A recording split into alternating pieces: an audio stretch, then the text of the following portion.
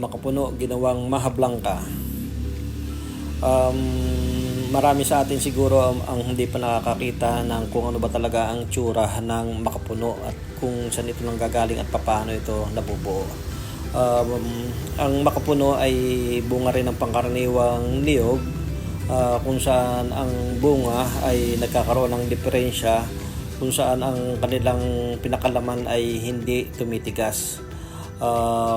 Kapag yan kinuha, nalalaman niyang makapuno kapag inalog nila ay parang walang alog dahil sa sobrang lapot ng kanyang sabaw. Tapos mapapansin niyo diyan yung kapal din ng kanyang laman.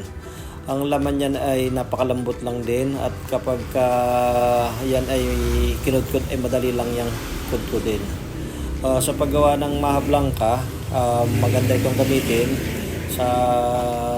dahil yung natural na lasa niyang makrema dahil mataba at sa niyog. So ang ginagawa ko diyan ay kinuudkod ko lang ng tindor yan para mas pino at saka kutsara. Mapapansin nyo dyan, tinusok ko siya, abot kagad hanggang bao yan.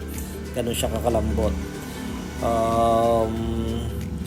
Kung ang gagawin natin yung panlagay sa halo-halong makapuno, ayan ay yung medyo malaki, kailangan ng meat niya na pahaba, tapos ibang klase ng pagluluto sa sugar naman yon. Ito naman, kailangan kong kudkudin ng pino para sa paggagawa ng maha ay madurog din siyang mabuti. Ayan.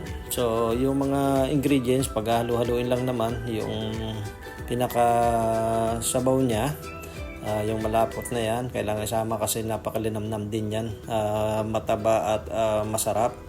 Tapos isang tasang asukal at kalahating kutsaritang asin, pambalanse ng lasa.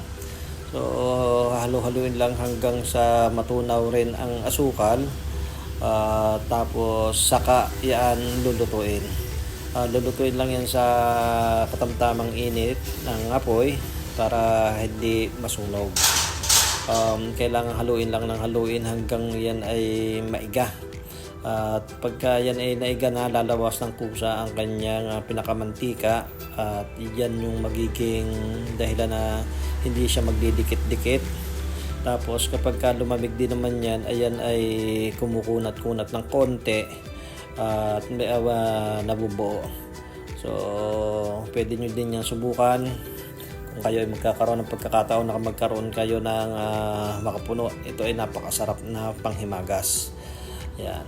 So kita nyo naman, nagmamantika yan, nangingintab. Napakasarap nito.